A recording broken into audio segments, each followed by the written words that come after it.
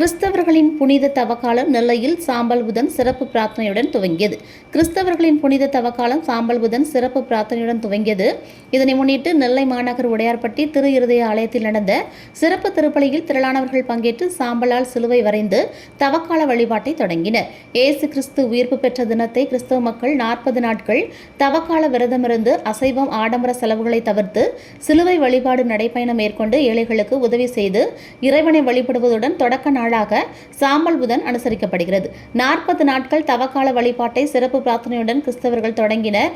அதன்படி நெல்லையில் உள்ள பழமையான கிறிஸ்தவ ஆலயமான உடையார்பட்டி திரு இருதய ஆலயத்தில் பங்கு தந்தை மைக்கேல்தாசு தலைமையில் சாம்பல் புதன் திருப்பலி நடைபெற்றது.